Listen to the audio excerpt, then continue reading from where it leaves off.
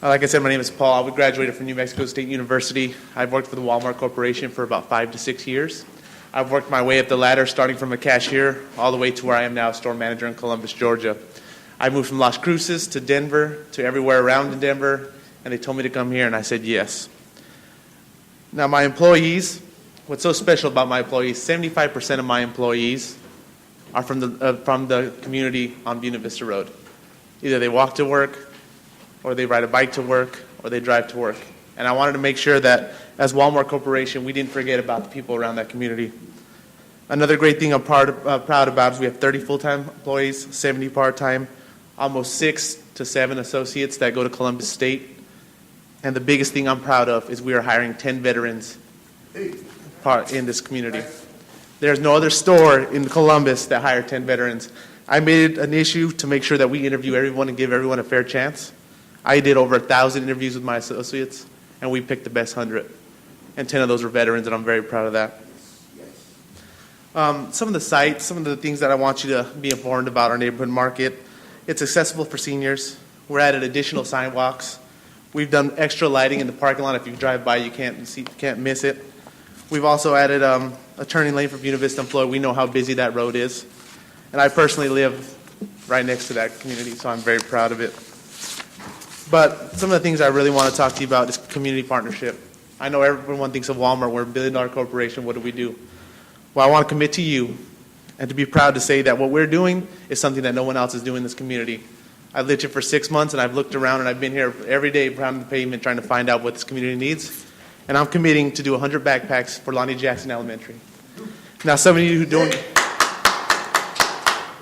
know what that is. It is to give kids, and I've done some research on it, 1 in every 4 kids. So there was 8 to 10 kids here that were doing the Pledge of Allegiance. 2 of those kids don't get to eat over the weekend. What we're doing at Walmart is we're personally donating $5,000 to feed 100 kids every weekend till the school year ends and to make sure they have full stomachs. As we talked about, I think I couldn't have came here on a better night when we talk about community and the return on investment. The kids are our future, and what I'm trying to do is make sure they understand that. But that's not all I'm doing. I'm trying to get Peachtree Little League $2,000 to $1,000 to help donate to their program. My son personally plays there, and I've talked to the board, and they do struggle with certain things. And with Walmart, we have a lot of doors that are open for us. So I volunteered to get with Coke, which they're on board. All our vendors, they're on board. They're going to help with our backpack program. And Morningside Baptist Church is going to help with our program. And we're going to donate the first 200 backpacks. All my vendors are going to do it free of charge. And then the $5,000 is going to go to finish a year and continues to the next year. I'm here to ask for support and spread the word that we need $16,000 for next year to help feed these kids in Lonnie Jackson Elementary. And I will commit to that, and I will do everything I have to do. And my associates have committed to that, and I'm very proud to say that. With the Peachtree Little League, there's certain things that we need. I'm trying to help them out. I'm trying to get them a new ice maker for their concession stand, trying to get their fields cleaned up. I've also committed to donating any busted flower bags to them to guide their lines and to drag the field. Anything I can do, I want to help this community. I've also communicated to get a hold of the Boys and Girls Club and donate $1,000, and personally challenge myself to do DIN VAPs, which is volunteering always pays, which in any company I do, I can do $250 for every foot I help. So I'm here basically not to say how great Walmart is. I'm here to say that I'm here to help, and I'm here to be a part of the community. I'm not just any other Walmart. I'm going to be the Walmart, and I want to thank you all, Ms. Tomlinson, Councilor Barnes, Ms. Pugh, and the rest of you for giving me the time to come up and address you. I wanted you to put a face to the name, and I wanted to invite you personally. Some of the things that we partner, and then I will promise we'll strive for excellence in my store. Quality will be no issue. We will take care of every customer. As Mr. Sam said once, the customer is our boss, and without you, we're nothing. So I'd like to thank all of you, and thank you for welcoming me to Columbus, Georgia. If you have any questions, please let me know. I'd love to be a part of anything you guys have, and I'm ready to win. Thank you so much. Thank you. All right, we have Councilor Barnes. Let me tell you, when I met this young man, when he first came, the one thing I liked about him was he had community, and he and I have met a number of times, and all he kept asking me, tell me the organization that need things. Pops, tell me this, where can I go talk to corporate to bring it to the community? I want to lay something down before my store opens. And he has been one busy bee calling me on the phone. Is there another organization? Is there another one? Is there another one? Is there another one? And community strikes a tone with me, young man. Absolutely. And we all know that Walmart has always been a good partner in this community.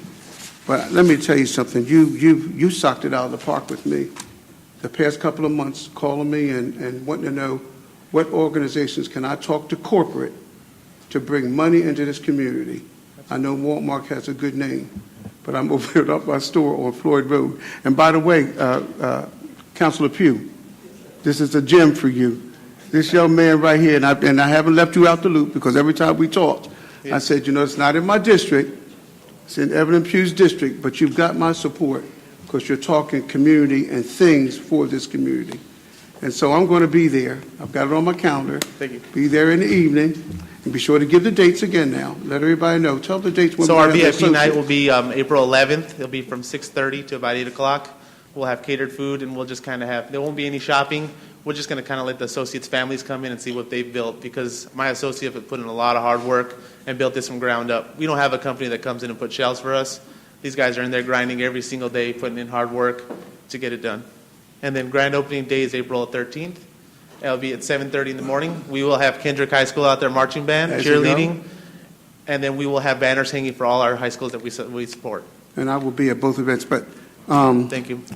Evelyn, what I liked about him is that he asked me, he said, we're hiring, and he's not joking, because I've been dealing with this young man because he's been on the phone. What else can I do? What else can I do? What else can I do? And I told him, as I told you when they came down and spoke to us, the Walmart in my district is going. You make sure you call your corporate, and I told him with Evelyn, tell them to search around in my district, Pop Barnes district. I want another Walmart to replace that. But you've got my support. Thank you. And he went out into the community, Evelyn, surrounding, and he interviewed because he wanted to have associates that if they had to walk to work, and you know there are a lot of individuals, not everybody has cars for them, and I had an opportunity to meet them today. So I'm really glad, Paul, that you came here, and I really appreciate all the things that you're going to be doing in the community. Tell corporate, keep calling on the phone, keep burning the corporate up for some more money for some of these organizations. I appreciate you. And the gentleman from the Boys and Girls Club did contact me. He should have contacted you already. He has not. I'll get a hold of him, though. Thank And you. he said he appreciates you, and he will be calling you. Thank you. Okay, all right, we have the Mayor Pro Tem. Good afternoon. Good afternoon. Welcome to the community. Thank you. I'm excited. And thank you for what all you have done. And Pops, that's fine, what you're doing. I have no problems with that whatsoever. I couldn't figure out, the only thing I said, when I got the invitation for the opening, I said 7:15 in the morning. But I will be, I have responded on both events, and I plan to be there. I appreciate that. Thank you. They'll be excited. And for hiring the vets, thank you. Yes. Say that one more time. I didn't hear you, ma'am. Thank you for hiring the vets. Oh, yes. We have a It's lot of very struggling vets out important. there. It was a pleasure to interview them, and you should see the hard work they're putting in. I'm excited. And we should have something special for them on grand opening day. I got with Coca-Cola. We're going to make them some special shirts to dedicate it to them. Okay, Yes, ma'am. but I will be there. Thank All you. right, we have Councilor Huff. Thank you again for being here. I just wanted you to reiterate the dates and times of the opening and everything. April 11th will be our family night / VIP night. It's basically a time to show the building off and what we've created, and just kind of get the family all together to understand what we do and hand out checks. What To time? the 6:30 to 8 Okay. p.m., not a.m. And then on the Wednesday, April 13th, will be grand opening at 7:30. Speech will start. Okay. Thank you and welcome. Thank you. Okay. All right, thank you so much. Thank you, guys. Appreciate your time. All right, we move in now to the city manager's agenda. Madam Mayor and Council, thank you. On the first item on my agenda, I actually just want to announce to you and the public that declaring Golden Park surplus is being tabled at this time. Laura McCool, who is our Director of Community Reinvestment, has done a lot of work in pulling all of this together related to Golden Park. She procured a preliminary title report from our real estate attorney, But that report only examined deeds dating back to 1928. And then they went to look a bit further, back to 1925. And that is when they found that the Georgia General Assembly restricted that part of the South Commons known as Golden Park to park and playground purposes.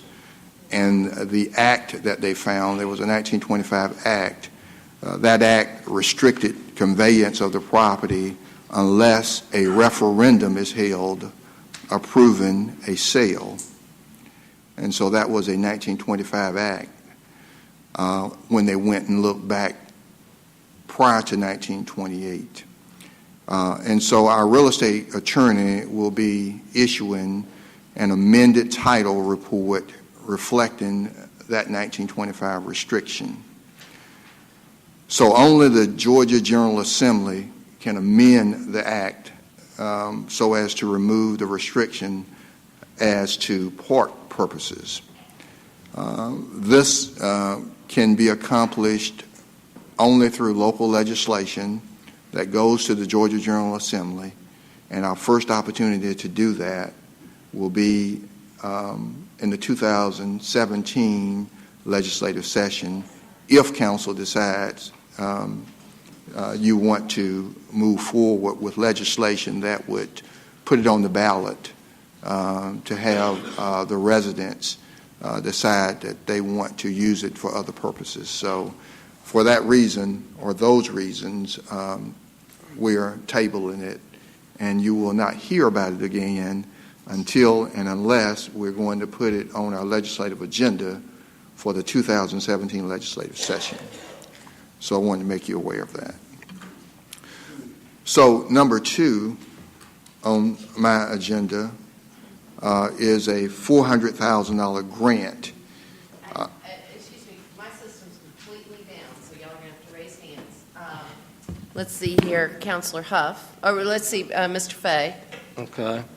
Thank you, Mayor. A couple more comments, follow up to what the city manager said. We did go back to the 1925 Act of the General Assembly, which restricts some of the property in South Commons for park and playground purposes, and there may also be a 1910 Act that also comes into play with the same kind of restriction, but we're talking over 100 years, and no title examiner looking at the deed chain would have seen these acts or come across them, and we want to give a shout out thanks to Professor Causey at CSU who alerted us to these acts, and for that reason it does need to be tabled, and this council can ask the General Assembly on its legislative agenda to remove all of these restrictions, including the requirement for a referendum, or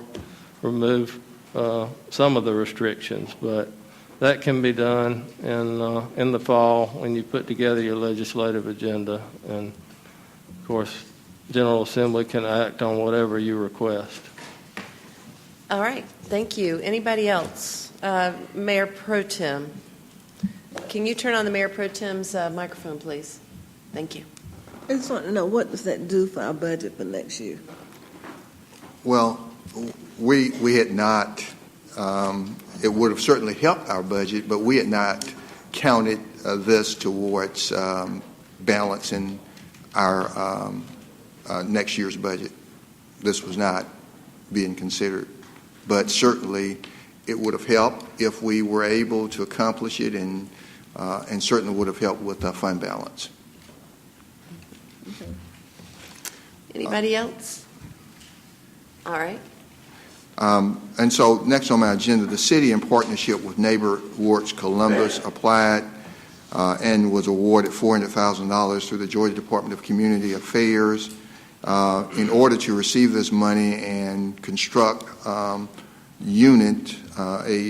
duplex for rental in the Bellwood community. We've got to comply with their policies and procedures. There's no match required for this grant, And so we need your approval to Got adopt their policies. A motion and second for approval. Is there any discussion? Okay, let's see. It looks like I might have been reconnected here. So why don't we just take an oral vote? All those in favor, please state aye. Aye. Any opposed? Okay, I've got a jewel in the drug court accountability court grant. It's $300,000 with a 10% cash match, and the match is available through county-paid case manager salaries, and so we're asking your approval of this grant. We've got a motion and second for approval. Is there any discussion? We've got Counselor Thomas. If you could turn on her mic, please. I just have a question. Is this a new grant, or is this something that they typically do year after year? This is, as I understand, it's not a new grant, and they've already got case manager, and so it's not a new grant, no. Thank you. All right. I have one minor screen up, so that's a help. It looks like there's no further discussion, so we'll take an oral vote. All those in favor, please state aye. Are there any opposed? And next, I've got what we bring to you annually, the Metro Federal Transit Administration grant. Part of it is the FTA grant. The other part is the Georgia Department of Transportation Capital Plan and Operating Grant for a total of $1.8 million. We've got a motion and second for approval. Mr. City Manager, if you just finish that sentence. The total grant, $1.5 million federal, $304,000 state grant for a total of $1,877,000. Okay. Any discussion on this item? Yes, this is the annual allocation of grant to Metra. Yes.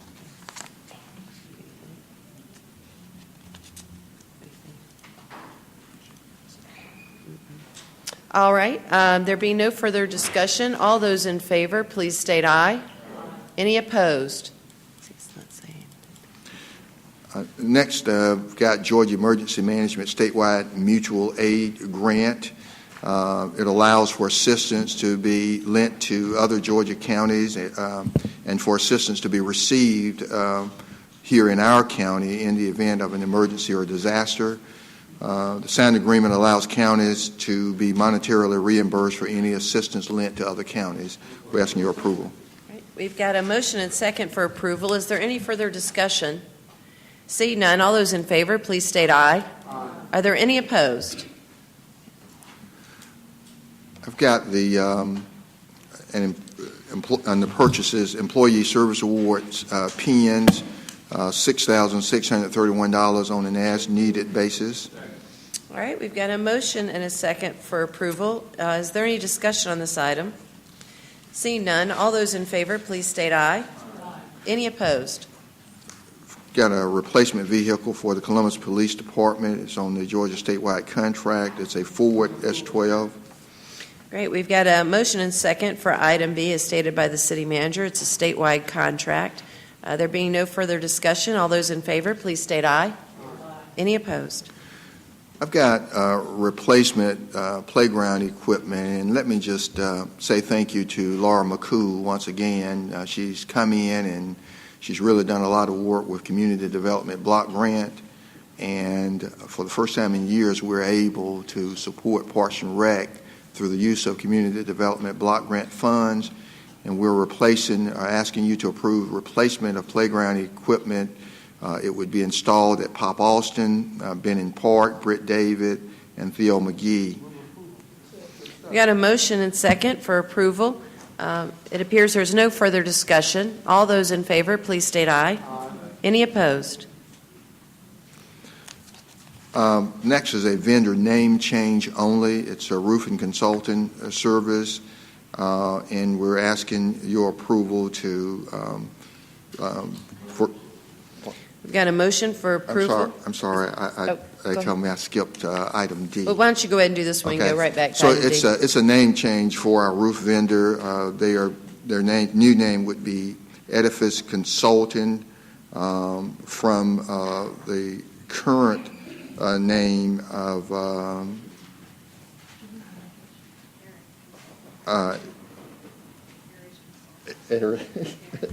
Arid, A-R-I-D Consulting. Thank Okay. you. All right, we do have a motion. We need a second. There's a second. There's no further discussion. All those in favor, please state aye. Okay, back to item D. Okay, back to item D. It's an upgrade of our finance, payroll, budgeting, HR system. The Deputy City Manager of Finance came and did an update a few meetings ago and brief you on our concern for the current system. It's outdated and we needed to do something, and she presented a plan for funding. Got a motion and second for approval. Is there any discussion on this item? Seeing none, all those in favor, please state aye. Aye. Are there any opposed?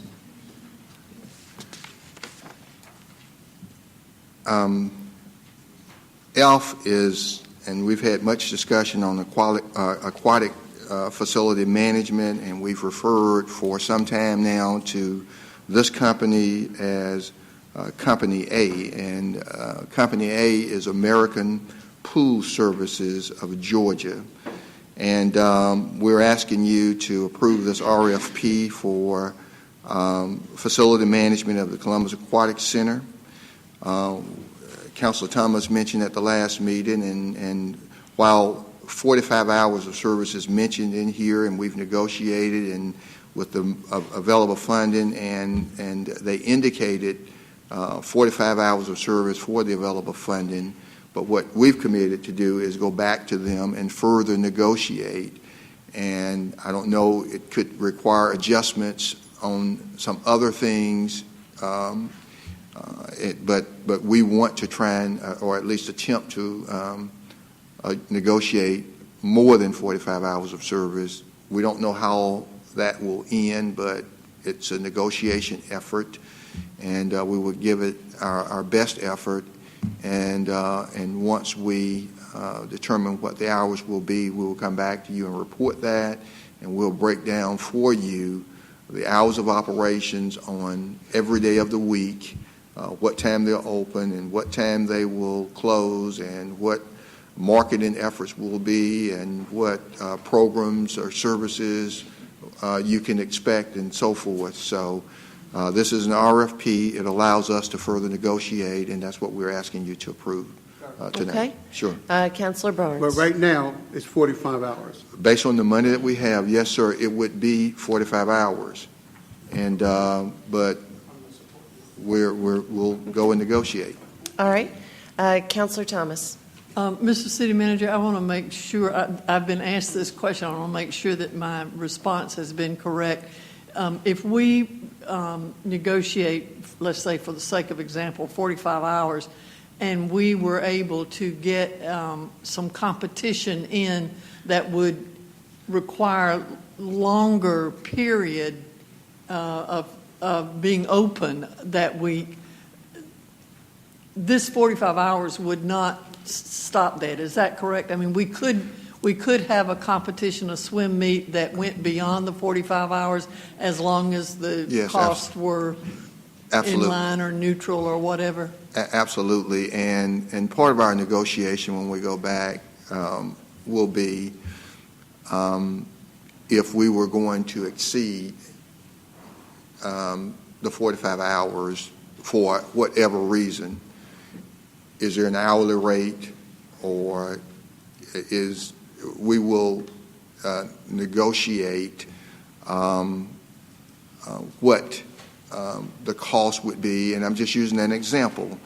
If we decided in increments we want to add 5-hour increments per week or 10-hour increments per week over the next so many years, what would that cost be, so that we know in advance that if we decide, if it comes out 45 hours and we say that we want to add 10 hours and go to 55 hours, we will know now what an additional 10 hours a week would cost us, or additional in increments, so that it won't be a surprise to us. We know what we're dealing with, and based on revenue or donations or endowments or whatever, and we could use interest off endowments, we would know what we're dealing with.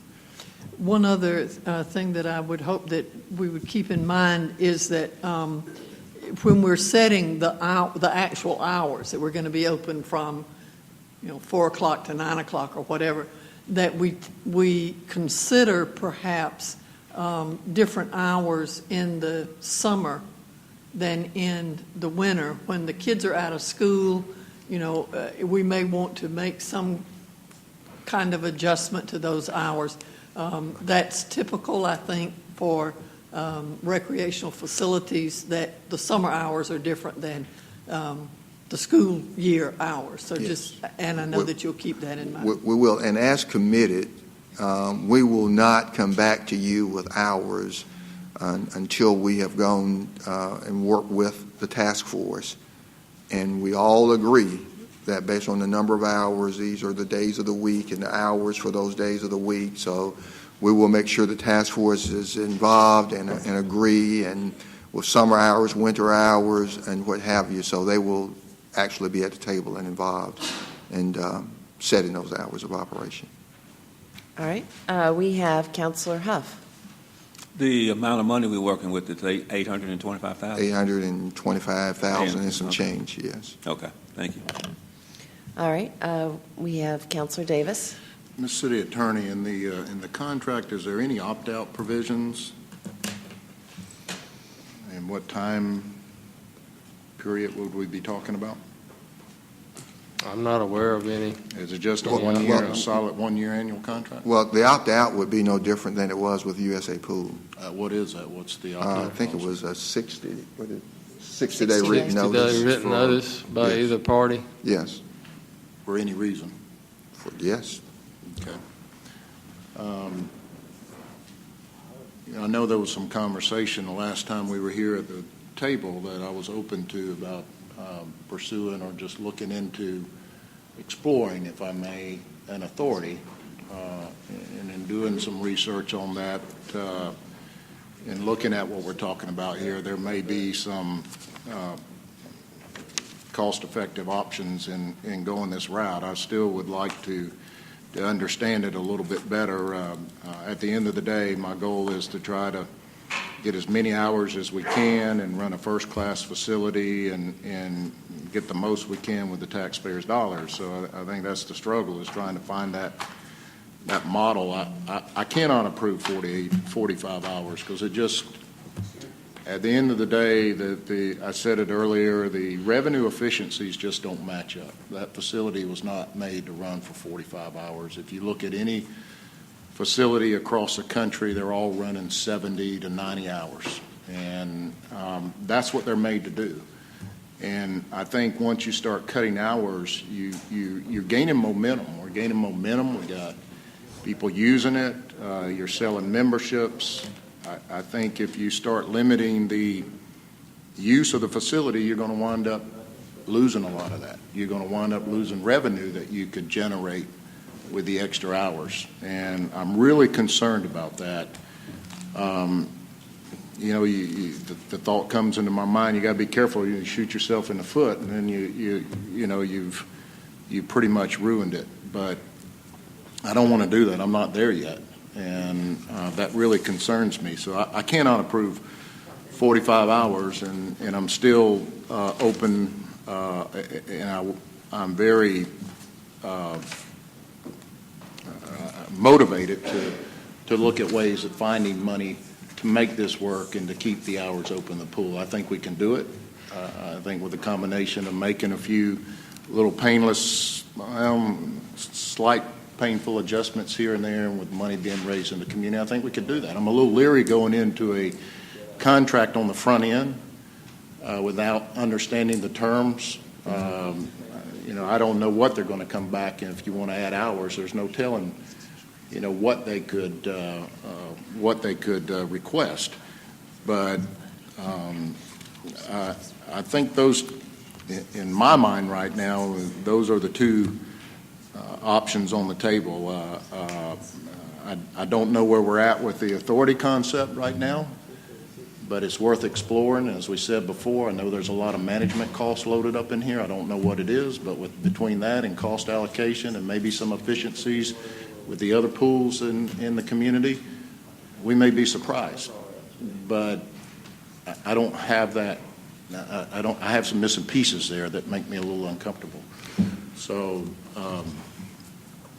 at this point, you don't know. You may be surprised. Now, on the other side of it, I'm a little concerned that Parks and Recs is having to continue to carry the burden of the facility. So, I would like to ask if there's an opportunity to make a transition from that standpoint. If the concept of an authority is there, that what would it take to bring on some necessary help to relieve those or to meet the needs during a period where you can ramp up and cross over. I don't know that yet, but those thoughts are in the back of my mind right now. I don't know where. I know there were some council members that were exploring with the city attorney about the possibility of an authority, and also that the task force was even working from that standpoint. I don't have that information right now with me, but that being said, I cannot approve what is being presented to me tonight as far as 45 hours.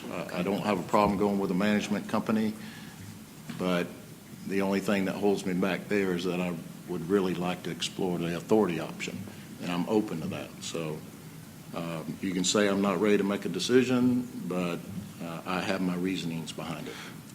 Well, let me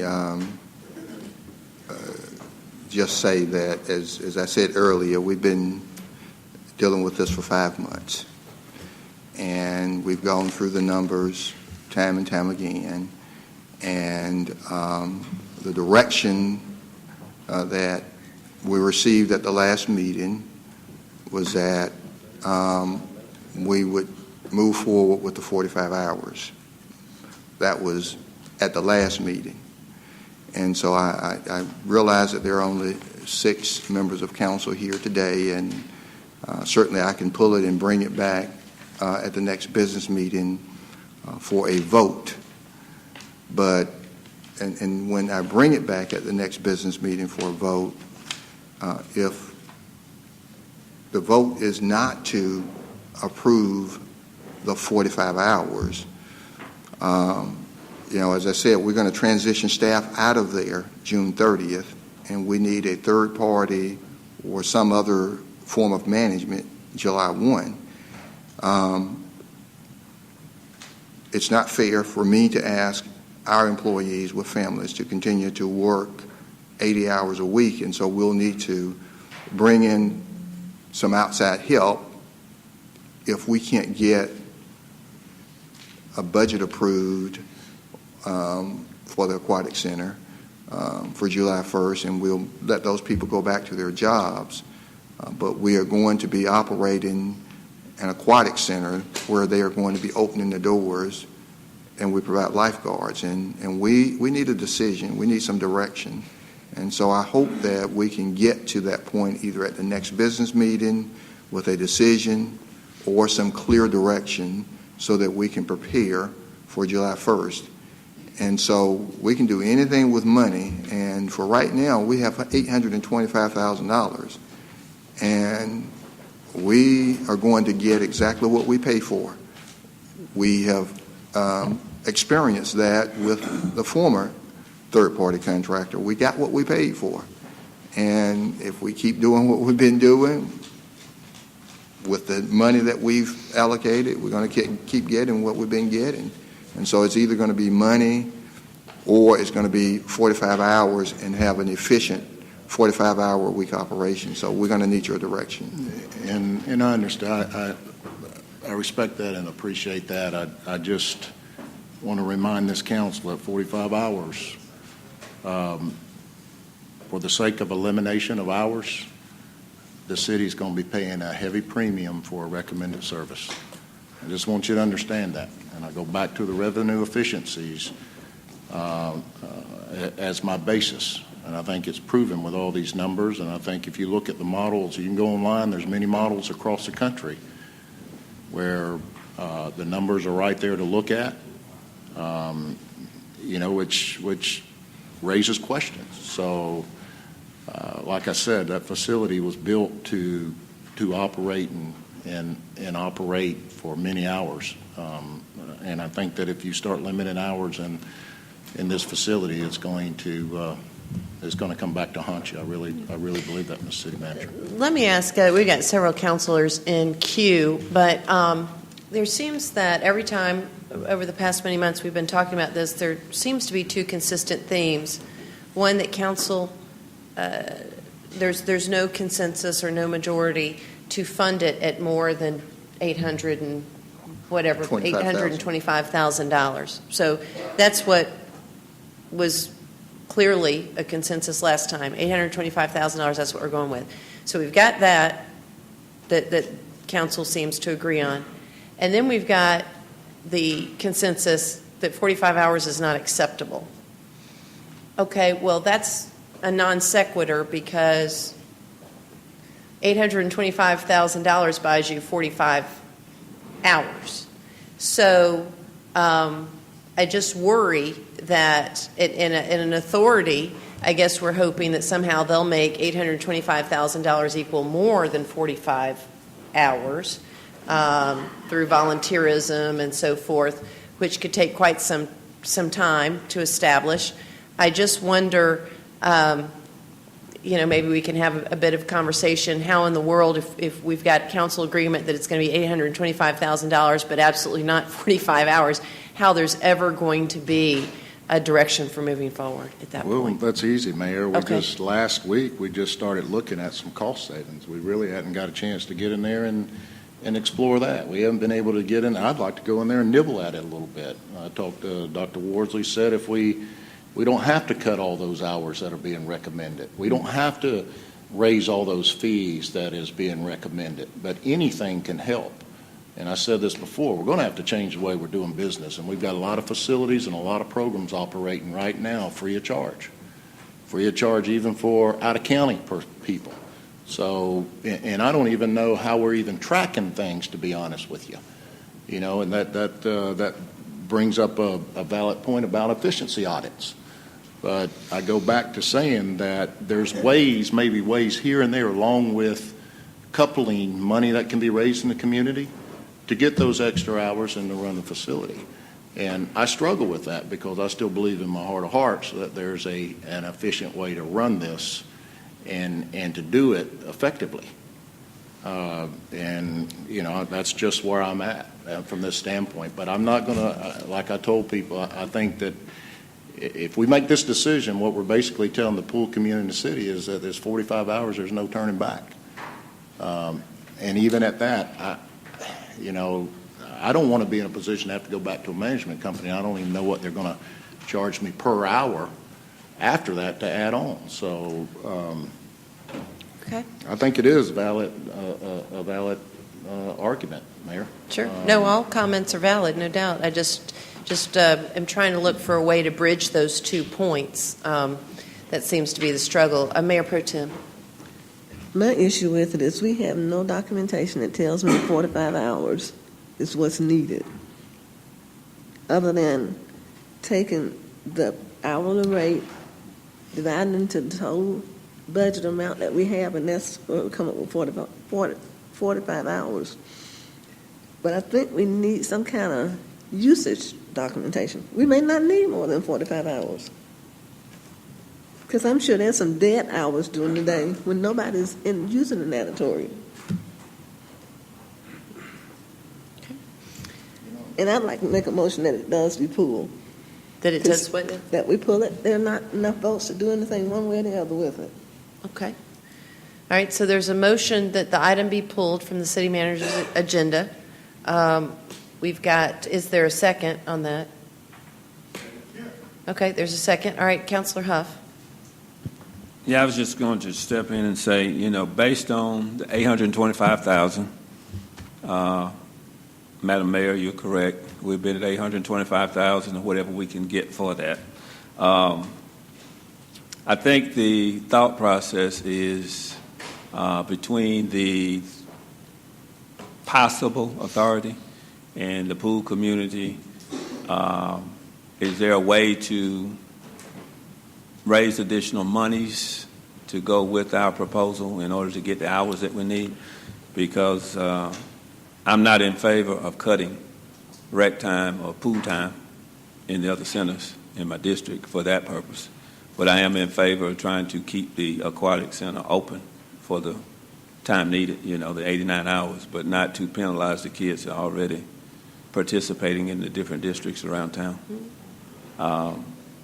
So I guess that's where we are right now, trying to keep the aquatic center open for the hurricane swim team and the public, also for future competitions, and to also have it available to the community as has been for the past summers for all of the other kids here in the community. Thank you. All right, we've got Councilor Barnes. I've said before, there's consistency in what I've been saying. To reply to what you say, Mayor Pro Tem, yeah, we have heard it from someone. We've heard it from the people that use the pools. People have been swimming for years. They've said 89 hours. And as far as I'm concerned, they're the experts. They know. And, what this boils down to, and I know it's a money thing, but, we have some people on this council that when it comes to any other amenity, I said it before and I'll say it again, one of the amenities that has the widest net, where I see friends of mine who live in Green Island Hills can have 5 swimming pools in their backyards, and I see the mothers, a single parent with 7 kids coming there. I'm not the only one who sees it. Everybody up here on this council sees it. But then again, there's some people that like to golf, some people like to play tennis, they don't swim, and yet we are funding, and I have nothing against golf. I think it's great. I think any amenity that we have in the city is fantastic. To your point, you have to have things like that for the citizens. But we are funding the other ones year after year after year. Everybody sitting up here knows that. I just don't, my own personal, this is my opinion, I just don't think there's enough empathy when it comes to the individuals who swim. I'm not for cutting anything from the children, but what I am for, this is in Midtown, where everybody could come to this pool, and no one can refute what I'm saying, that it's the one amenity that attracts everybody, every socioeconomic class. And so I've been consistent because the people in the swimming community said 89 hours. They're the ones who know. And so I'm not budging from that. So, and here's another thing. I'm kind of glad that we are thinking about incorporating more of the task force members in this here. Because we need to glean, as I've said, their knowledge. We need to glean, and maybe they can come. To your point, Glenn, I'm agreeing with you. They may have cost-saving measures. But as far as 49 hours, I said from the giddy up, I'm not going to approve that. So, you can pass it without me. It takes 6 votes. Plenty of y'all up here that may not agree with me. That's fine. But I'm just not voting for any organization less than 89 hours. I'm just not going to do it. And I think, I'm not finished. Sure. And I think what we need to do is we do need to pursue what you're talking about, that authority or advisory committee where the swim community has more of a say in operation. And they have a meeting with the city attorney on Monday at 3 o'clock. Is that right, Clifton? So that they can have an understanding. I have invited the people from the task force to meet with the city attorney so that they can understand the difference between an authority and an advisory commission. I invited them. And so I want them to have a clarity on what the difference is between them. And that's at 3 o'clock. Anyone's invited that wants to come. But to address the two issues, the hours, I've gotten that from the swim community. And as far as consistency, I haven't budged from what I said. If they're saying 89 hours, and I'm getting that not from only the Hurricanes, from the seniors that use the therapeutic pools, from the triathletes, I'm getting it, from the individuals in the community that speak to me, that tell me that they can go there, they appreciate the hours, working people that have to work 2 jobs, but can take the time in between those 2 jobs to grab their kids to enjoy time at the pool. That's why. And my gripe is the fact that we can find money for everything else, for golfing, for this and that, but we're struggling when it comes to the pool. Yeah. That's it. Sure. And I know, Pops, I appreciate that. I just, as we had other counselors that want to speak, obviously, and I just want you to know, and I guess those viewing, I support funding it at $1.2 million. And obviously, the city manager made the recommendation of how we could fund it, and then provided 15 or 16 different options. And at the last meeting, it was, this isn't acceptable because it takes away from other things. So I think what we're hearing tonight is there's got to be some other way to find this. There's got to be some other way. Hold on a second. Let's just a little bit of order. There's got to be some other way to fund the difference. So obviously, it's not the 17 options. Originally, we were told to go find it out of Mr. Worsley's budget, and that became problematic because Mr. Worsley's budget is already pretty much at the bone. And so that's not working. But we'll certainly try to find a way to fund it at $1.2 million. Let me just say, too, I know the city manager is engaged, but maybe the clerk can jot this down as a referral, or Tiasha. I'd like the next work session to involve an assessment of our authorities. I love our authorities. I appreciate our authorities. They work very hard. I would not use the word efficient consistent with our authorities. I'm sorry. I'm sure they would argue with me, but I would like at our next work session to have a listing of the expenses of our authorities. You're going to find that the payrolls of those authorities are much more robust than anything we pay for at the city for the same types of services. And that's fine. That's what the authority, as citizens, has determined. But I think, and I just, all we can do is guesstimate, I guess, as to what the future holds based on information. I predict that if there's authority, we'll be returned with a budget of $1.5 million. Because our experience has been with authorities that that's the type of payroll they run. And that's the type of, they go a notch above in the contracts that they engage in. And like I said, I'm sure they would come down here and argue that that adds value, and they're running these great facilities for us. And when they get those, premium contracts or higher than average contracts, it's great for the facility. That's good. I'm just saying it's not as efficient as the city departments tend to be. So in any event, we'll see, but I'm for you at the 1.2. I think that's the price of doing business. I honestly think it's the price of doing business. I got Mayor Pro Tem. She's been in line for a while. Also, when Mr. City Manager, when you come back on that referral, I know the Sports Council gets 1%, 1 penny out of it. I think I'm sorry, I can't hear you. the Sports Council gets 1 penny out of the Convention Visitors Bureau's budget, I think. I need to know where that money is going. Okay. Sure, and we can certainly get information from the Sports Council, and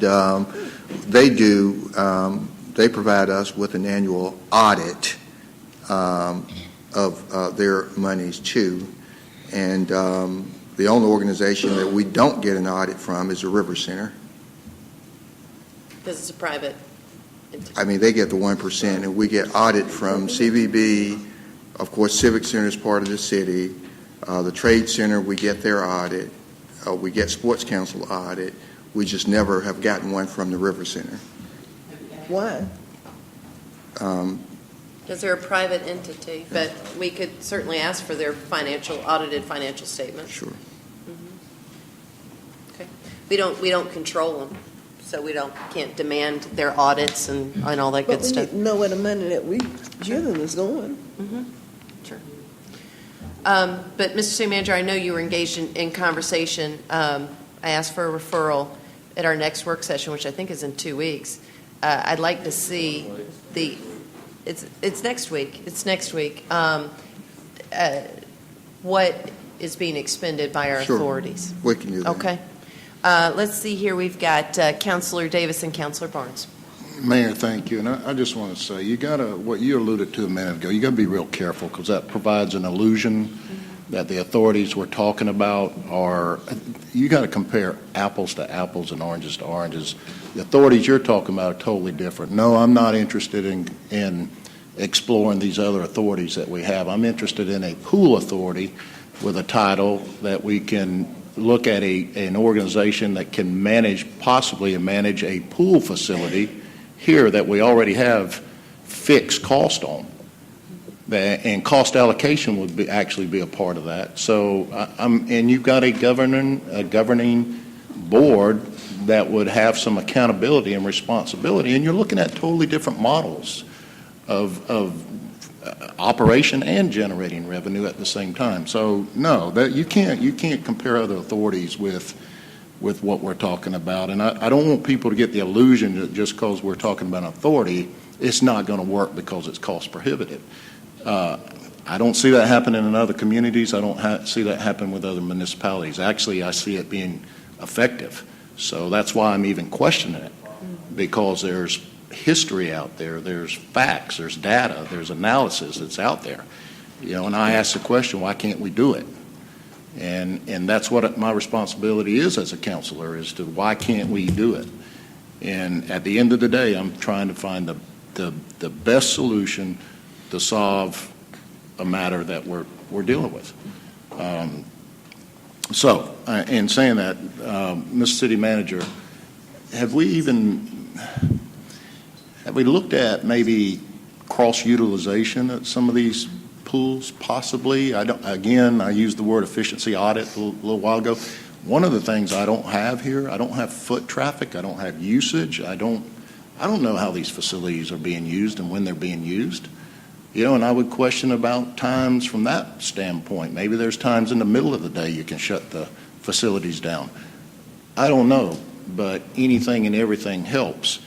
But there may be another pool out there, for example, on a Sunday that just doesn't draw a lot of people. Shut it down and maybe utilize this facility and send people over here to this facility and let them use it. Well, those are possibilities. Well, one of the 17 was to reduce the hours at the outdoor pools. I mean, we submitted a combination, 17 items, and we can do, but we can do anything with those.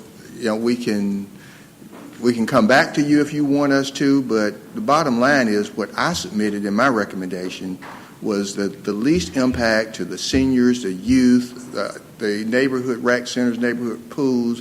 I gave you two things that we could have had the $1.2 million, and we would not be having this conversation. Well, and look, as far as the items that you presented us with, you just presented us with one option. And some of those options were kind of harsh, in my opinion. So would I go back and maybe look at it from a different angle, maybe cut it in half, or maybe cut the fees in half? Any little bit helps. That's what we're trying to do. Any little bit of revenue helps. I asked Dr. Worsley right here, I'll give you an example of what I'm talking about. I asked him straight up on a matter where you wanted to cut 14 hours from a facility with a cost savings of $450,000. I asked him straight up if we went to 7 hours, which would be an hour a day, or maybe an hour in the morning earlier, or an hour in the evening. I don't know, but maybe 6 hours. Is there still a cost savings? The answer was yes. Well, so I'm equating that as half of that cost. There's your $200,000 right there. Well, is everything on the table? I mean, some things are off the table, but other things are on the table, it appears. I mean, we just... Well, I think we did... And that's what I'm wrestling with, so yeah. I hope you can respect that and appreciate it. We did, Dr. Worsley provided a detailed PowerPoint last time of the 17 items. And what do you mean detailed, Mayor? It said what the impact would be and how many facilities. It was just one option. What's that? One option. No, sir. Remember, we started to go through it, and we only got to the second option, and people started screaming, let's get to the recommendation, let's get to the recommendation. So we didn't go through the rest of the 15 options. Right. But we did provide them to you, and so you've got them there. And so if there's some that you want to hear more about in in part, like 25% of that one, half of that one, 10% of this one, then that would be helpful. But I think the city manager made it perfectly clear that he was going to make a recommendation at the end, but any combination of those 17 proposals could be added together to come up with the money. Oh, yeah, and thank you. Yes. That's really what I was trying to do. So, Well, and that's what we've been saying. I haven't had a chance from Yeah. last week. Well- You said it. Yeah. We only went through one item. We haven't had a chance to even go through this exercise. But one of Because the- council said that they wanted us to stop and go straight to Well, the recommendation. Maybe one or two council members, but not the whole council. Well, and what we do, and this happens a lot, it's sort of like when we had the first big hearing, and a number of people came from the swim community, and we had counselors say, by God, we want 89 hours. And it was right. No, nobody's suggesting you've changed it. No, you've been rock solid. So that's right. So Pop's been rock solid. So Pop said 89 hours, and everybody else said, oh yeah, there were people. I was plugging them in to talk about 89 hours. Everybody said we're going to fund this. We're going to fund this. Some counselors weren't here that day. So then we get to the next meeting, and city manager gets chewed out because one of the counselors that wasn't here said nobody said to bring these types of things back. Well, you said you wanted us to take it from Dr. Worsley's budget, and you said you wanted us to present the items so that we could find it to fund the $1.2 million. And so I said, no, what you need to do is go back and make an actual proposal. So we did. And then it was, this isn't enough information. We need to really delve down. Let's set it aside for a work session, which we did. And so we got through, I guess, number 2, and then council said, we want to not hear this detail. We just want you to get to the recommendations.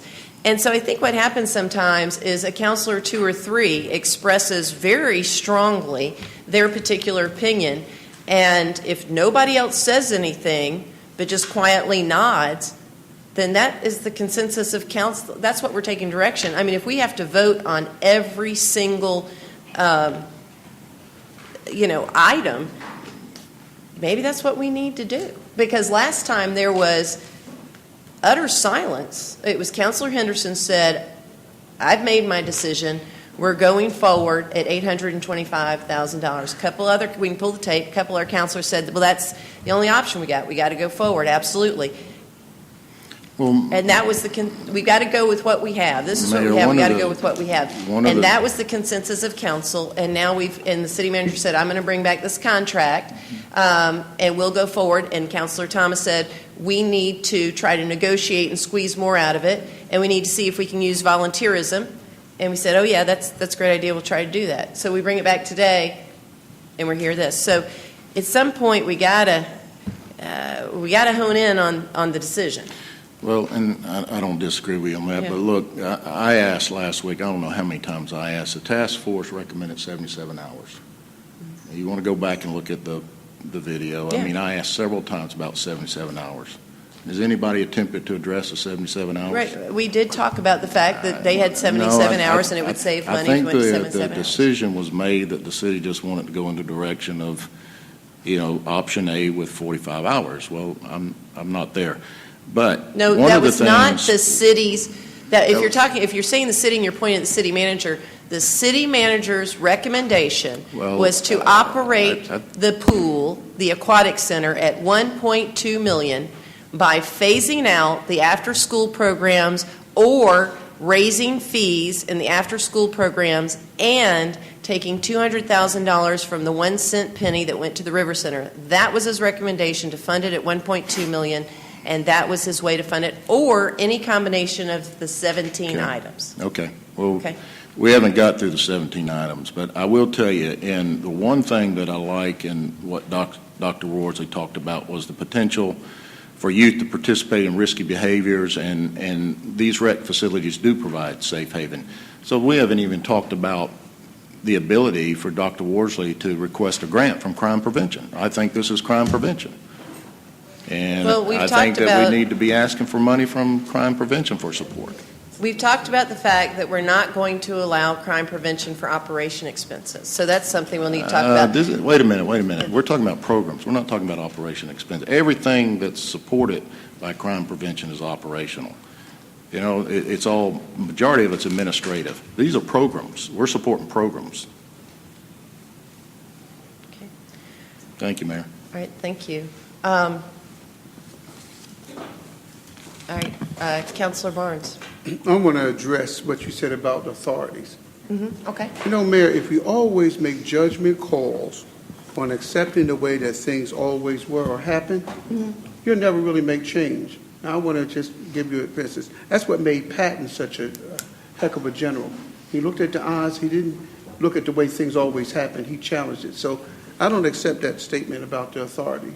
And that's exactly why I would like for the task force members to get with and invite any of the counselors to come to that meeting. Because I do think that we're going to glean something out of that. Great. I hope so. And that's Monday, the 28th, at 3 o'clock, 3 p.m. Great. Mr. City Manager, I'd like to make another referral. At the next work session, I want you to go through all 17. I think you owe it to the citizens, you owe it to this council. Pack a lunch. The man's going through all 17. And if council wants to take, they can say, hey, I'll take 5% of that one. How much is that? I'll take 25% of that one. How much is that? We can sit here and do the calculations, but I think we cheated ourselves when council insisted we stop last time. Look, check the record. Somebody did make a vote. So, Yeah. Clear the so, air. Yeah. so, Yeah. so, Madam Mayor, I will. No, but no. Council directed the city manager to stop going through the 17 items and get to his recommendation. They'd had enough of talking about it, and I think we need to bring it back and go through all 17. I think we owe it to this council and to the citizens. I will certainly do that. And would you like a recommendation from me as well? I think we've heard your recommendation. You go through all 17. We've heard your recommendation. It's on the record. So bring all 17 with no recommendation. Just bring all 17, walk through them, and be prepared to talk about, as James was saying last time, we could do fee increases, we could limit the programs, we could, he was running through what the impacts would be, what the options would be, how we might be able to delve it up. And so I think we just need to go through that. I will bring all 17 and be prepared to go through all 17, and I will not have a recommendation. Okay. All right. Councilor Davis. Mayor, it's somewhat non-productive to do that. It's just, to me, it's more or less a defensive posture. I will be glad, and I've already had a conversation with city manager about this, I would be glad to go to his office, and I would welcome the opportunity to sit down with the staff and talk through these things, okay? If you're referring to me about what's being proposed, I think it's going to be non-productive to do what you just suggested. That's why our meetings last so long. I will be glad to go down to the city manager's office and try to work through this thing to see if there's any possibility and it will work. You give me a time, you give me a day, I will make time to be there. But what about the And other counselors? I will be happy to do that, but I think the mayor kind of explained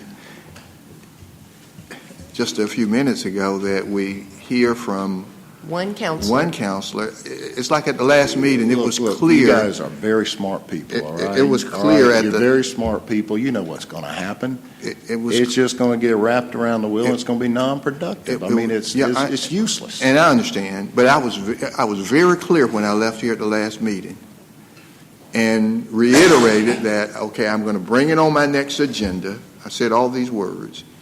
And, It's politics is what it is. We're playing politics with the people's time. But that was, those were. Let's be productive. I was clear on my direction, and so that's why I brought it back. Okay, to let's just say, I have to say, Councilor Davis, I am a bit confused because you just said that you would not give any an opportunity to go through the 17 options. You said you only heard 2, and that's why there's a lack of of decision-making at this point. And so at some point, we have to know what it is you want us to do, because the goalpost is continually being moved from, take it from Worsley's budget, give us options, come back in more detail, stop the detail. Now I never did hear the detail. We got to, you just said you didn't have the opportunity to go through the 17 options. And if you did it, and we welcome you to come and talk with the city manager, myself, whoever you like to speak with, about the 17 options. But one counselor does not a decision make. And so we have 10 counselors, and you and the city manager can work out the greatest idea possible. But if 6 of these folks up here don't agree, there's no decision. So that's where we are. Ms. Well, City Manager, Madam- I'll make time for you. Sure, You I'm just let happy me know. to. I'll come talk with you. Yeah. I want it to be productive, okay? I'm not, look, I've already done it. I've already walked through it. I just need I need to hear from other people to understand the possibilities. What we can do when we meet is we'll have what we have, the 17 options, and then we'll have the Councilor Glenn Davis recommendations. This is great. I love it. Because it's 1 out of 10, so I don't know if I should change the 17 we have, or when we talk, substitute with what you. I don't. You know what would be the easiest thing to do? The easiest thing would do, and I should have done this a long time ago, is just went with a management company, said 89 hours, take it out of the reserve. Mr. City Manager, you figure it out. That would have been I've the got to easiest figure thing. it out. If you would let me. You wanted to go that route? Well, with my recommendation that I made the last time. Recommended we go into reserve, and Well, there was broad no across council. Well, I'm ready to do that because I know what you're going to have to get back over 60 days. So I'll just let you figure it out. Okay. Well, if council will authorize us to spend $1.2 million, we can figure it out. We've already given you one option. We can give you some others too. But if that's it, and actually, if council will just approve $1.2 million, we can figure it out. Yeah. So if that's what we can do. If council just wants to do $1.2 million, we'll figure it out. Either it'll be the city manager's recommendation or something else related to those 17. But we could do that. If council will set a budget, we'll figure it out. And I think I asked for that. Yeah. To give me a budget, and we would. Yeah, and work that's it why out. Councilor Henderson said, no, we're going to stay with what we are, and he got a consensus last time. Sure. Yeah. So, all right, Councilor Thomas. I hesitate somewhat to prolong this conversation, but I do want to suggest to you, Mr. City Manager, that if we are indeed going to go through all 17 recommendations at our next work session, I believe I was the one at one of our last meetings that said that document that Dr. Worsley presented to us that Councilor Davis held up didn't give us any new information. And here's what I'm looking for, Mr. City Manager, for an example, and this is strictly an example. One of the slides that you gave us, one of the recommendations, number 13, was to reduce Lake Oliver Marina hours from 70 to 45 in the winter and 91 to 71 in the summer per week, and increase boat launching fees. That was the recommendation. The impacts that you told us was diners and shoppers will not have as many opportunities to shop/eat at the facility as usual. There's no information given to us at all about how much money we currently get from the meals, from the shop, from the bait, from all of that at the facility. I don't have any idea what kind of money we may be talking about if we do that. One of the impacts was we will lose fees for boat launching when the facility is closed. One of the suggestions that has been made to me, I've had a gentleman call me about 4 times particularly about the Lake Oliver Marina. He uses it a lot. And his suggestion is if we want to cut the hours, if say we only want our employee there at 9 o'clock in the morning, let's put some kind of a lockbox out there. So if I want to launch my boat before 9 o'clock in the morning, I can put my fee in that lockbox. The thing about that is, as he said to me, most of the people who go up there and launch their boats are going to be honest, and they're going to put their money in there. And if they don't, you wouldn't get that money anyway. I have no idea how much money we currently make on launch fees and how much money we would make if we raise it. I believe the launch fee is $2. What would that, if we raised it to $4 or $5 or $6, what kind of money are we talking about? I don't know, because we were not given those kind of specifics. The decrease in operational costs, the employees that you're talking about, the decrease in boat fuel, I'm assuming that means how much we sell, how much boat fuel we sell. I don't know how much we sell. The merchandise, the bait, we don't have any of those kind of specifics. So it's really hard for me to decide whether or not I want to go with this option. Because all I'm told is $48,000 is the estimated cost savings. Yeah. Okay? But I don't know what impact that has or what we could do in order to raise more money. And I'm sure that I'm not the only one that has been thinking about some of these kinds of things. I know you have. I know that Deputy City Manager Goodwin has. I know that Dr. Worsley has. I know that the other Parks and Rec folks have. But we've not had that kind of conversation. And I understand that if we reduce the hours at Lake Oliver, that we're going to save some money. We're going to save $48,000.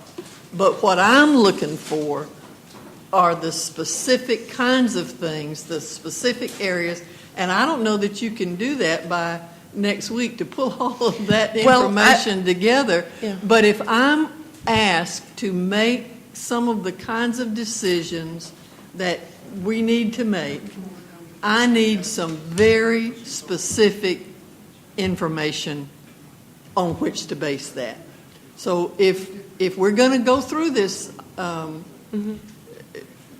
again, please bring us some very concrete numbers and let us, one of the questions that I had, somebody asked me the other day, they've noticed that we have new signs out in front of all our recreation facilities. There's a beautiful sign out in front of Lake Oliver Marina on River Road. How much did that cost? I don't know, because we've not been given those kind of specifics. It's a beautiful sign. I like it. Don't get me wrong. But, I've noticed them all over town. So if we're going to do this, and we're going to continue to beat this dead horse, give me some specific kinds of figures so that I can make a decision of, yes, we need to increase the Lake Oliver boat launch fees from $2 to $5 and put up a lockbox. Right. That's okay. Yeah, and that information would have been contained in the oral statement. I mean, in a PowerPoint. Yeah. Well, in a PowerPoint, you can't put every single anticipated question and item on a PowerPoint. The PowerPoint is just sort of the basics. But he would have had the oral information to give you, or could have then given it back. So, or if you said, well, how many gallons of gas do they use on a Saturday afternoon? He would have said, well, it would be approximately this, but I can get that back to you. If you're going to have that kind of detail, but you can't do a PowerPoint that has that volume of information on it. So, Questions that I have asked him, he's not been able to answer because he didn't have the information with him. I'm sure that at some point he could get it. And I don't need to know how much fuel do we sell on Saturday afternoon. I need to know how much fuel do we sell this fiscal year. mm-hmm. You know, I just, you know, when I ask at one of our meetings, how much did you spend last month? And he said he couldn't tell me. How many? That was, how much did we spend on the aquatic center in the month of February? And he couldn't tell me. He stood there and said he couldn't tell me. He gave you a monthly figure, but then explain why you couldn't give that for February. No, he didn't. No, he didn't. But at any rate, in order for me to make a decision, in order for me to make a good decision, I've got to have good information. And you can't give me too much, okay? Even though you might. Oh, yeah. You Well, can't you know, give and me what we too might much. do is give them the budget, like the signs, for instance, that's in the jump drive, the budget, right? So we could give them the FY16 Well, budget Probably jump not. drive. If I mean, we you know, that bought type of- Sands, Mayor, they were approved in this current Absolutely. operational budget. And I'm And not so, saying they weren't. and I I'm not understand saying they weren't. citizens see a sign that costs $150.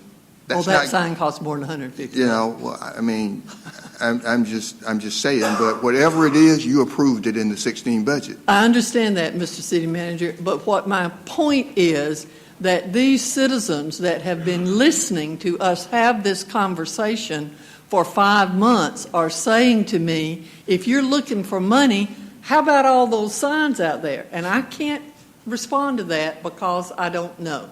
And that is purely and simply an example. I'm not getting, I don't mean to be getting on to you, okay? Please don't take it that way. I don't mean to be getting on to you about those signs. They're beautiful signs. And we probably did okay them. But if you're looking for money, if you're looking for $500,000, maybe we could have not spent that money on those signs this fiscal year and waited till next year. I don't know. Well, then. I just want you to know that the citizens that I am talking to are constantly talking to me Well- about things they see that they think we can save money on. Well, a sign is a one-time expense. We need monies that will sustain us. I mean, you know, they won't have that money for signs next year. So if they had used it on the pool this year, it wouldn't be there next year. We need funding sources that are going to sustain us for eternity. Right.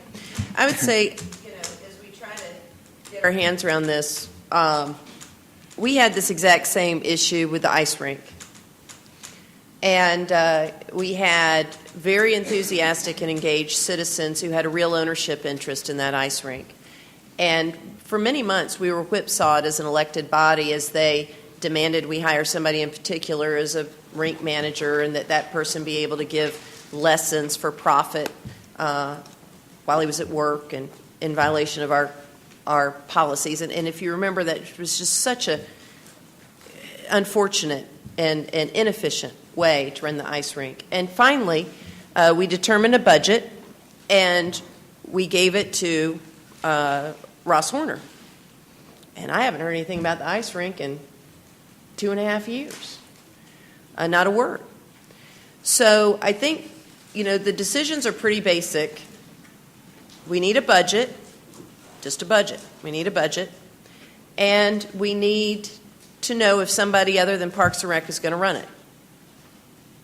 And if council will make those two decisions, I promise you, we will handle the rest. But I think a decision was made 2 meetings ago, and then at the last meeting, Yeah. I think a couple of meetings ago, we agreed that it was going to be a third party, and we were going to be out of there June 30th. Yes. And then at the last meeting, It was the budget.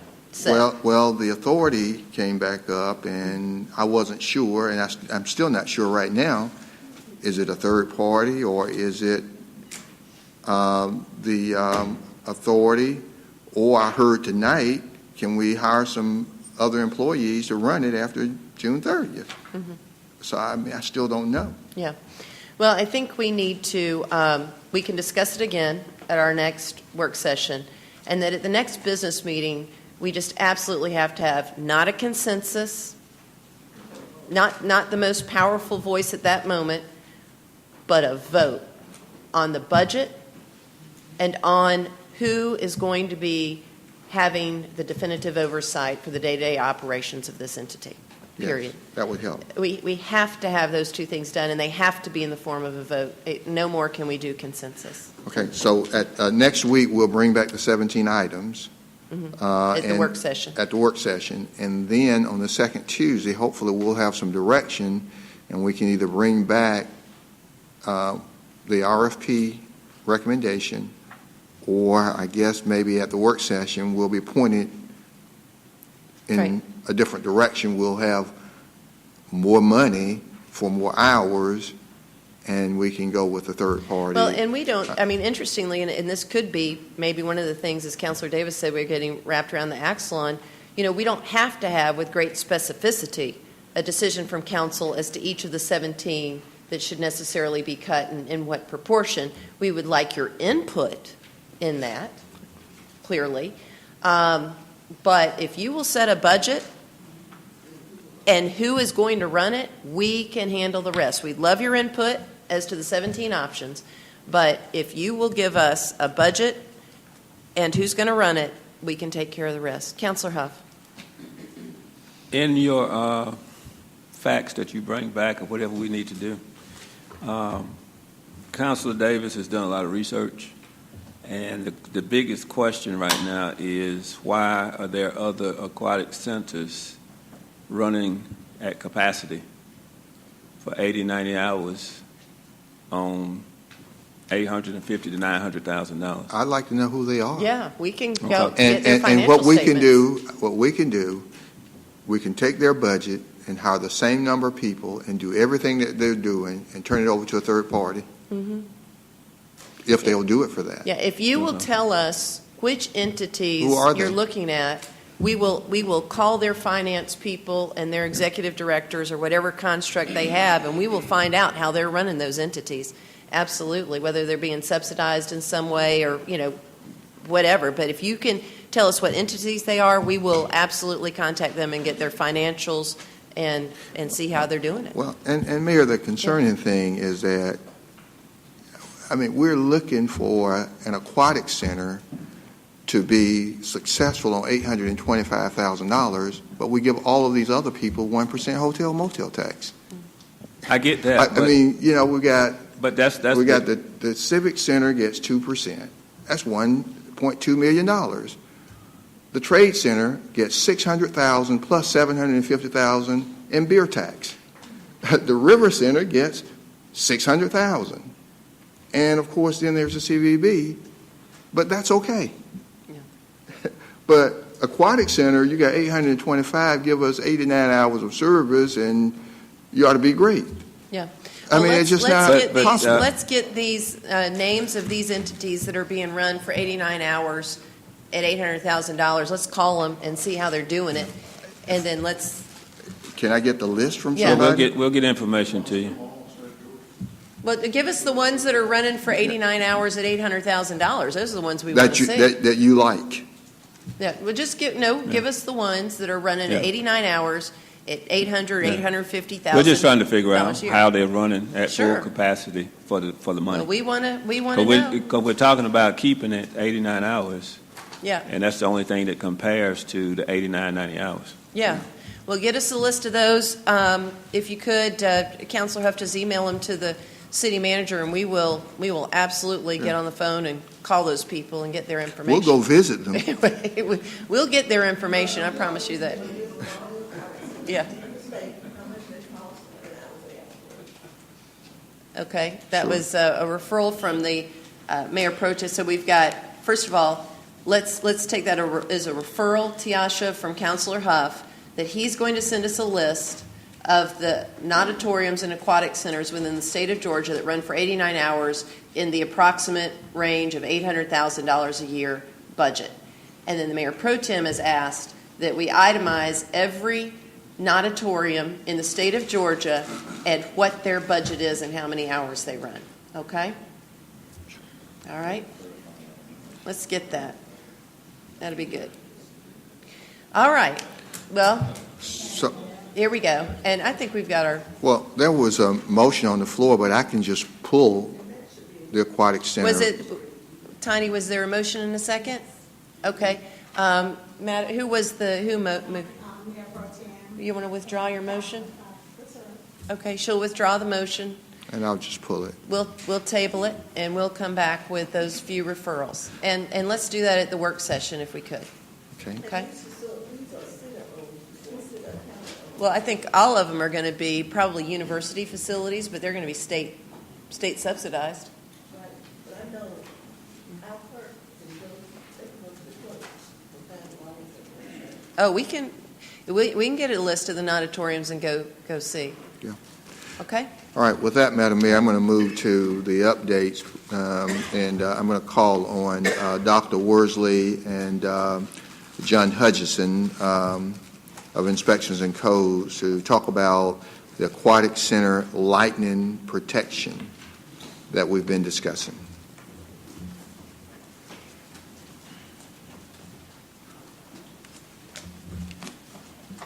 Good evening, Madam Mayor, members of council.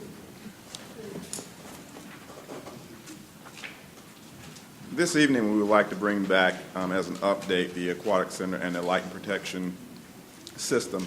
Just to give you an overview of what we want to discuss this evening, we want to talk about the grounding at the Columbus Aquatic Center, also the overview of the lightning protection at the Aquatic Center, and review with you safety standards from National Lightning Safety Institute, as well as Georgia Department of Health, and then also provide you with a statement of Department of Health, DPH, their position. And then after that, we'll call upon Assistant City Attorney Lucy Sheffall to come and talk about legal considerations, and then we'll look at some options, and then we'll ask Deputy City Manager Pam Hodge to come forward and talk about the City Manager's conclusion and recommendations. Mr. John Hutchison is going to carry on from at this point.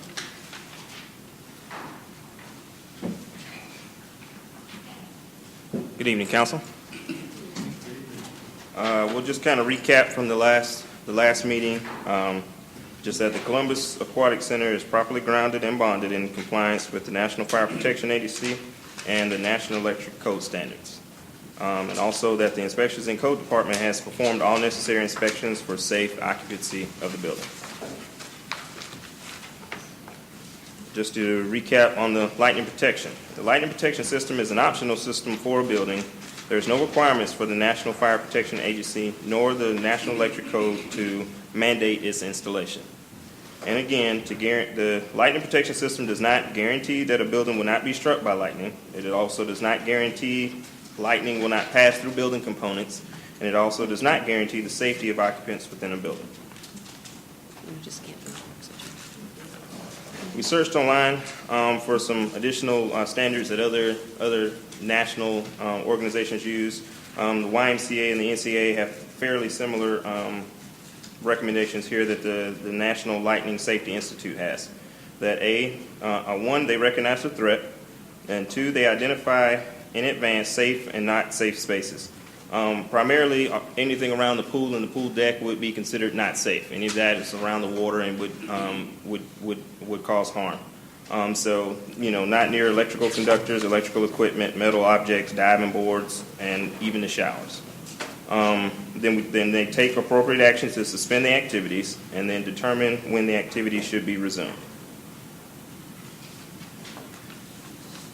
Per the Georgia Department of Public Health, we went through all those rules, and like I said, number 11 sticks out that no swimming is allowed during heavy rain or when thunder and lightning can be seen or heard. This is one of the signs that's posted at the Aquatic Center and other areas in the Aquatic Center that specifically state that the rules from the Georgia Department of Health. We received an email last week from Dr. Chris Rustin. He's the Director of Environmental Health's with Georgia Department of Health.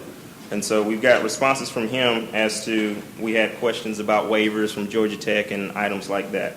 And so their response is that Georgia Department of Public Health has not granted any waivers to Georgia Tech or the UGA. The warning signage is required per the pool code to warn swimmers of risky behavior that could be injurious to their health and potentially others. And with the exception of glass articles, the Department of Environmental Health does not typically enforce individual swimmers' activities or behaviors at the pool, which is typically left to the pool managers or owners. And let me ask you there, John, because I found this interesting. Maybe this is a question for Lucy. I love this because I used to do a lot of aviation work, and inspectors would say stuff like this all the time. They would say, well, we don't enforce your specifics of passenger safety, but if they didn't do it, they came and fined you. Or if there was, God forbid, some sort of accident, then they sanctioned you because you didn't do it. Now, they didn't enforce what you were specifically doing, but if anything went wrong, you were fined or sanctioned or lost your license.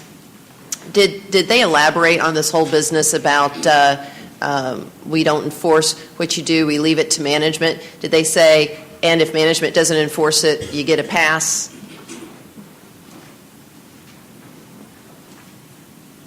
You can move on to the next.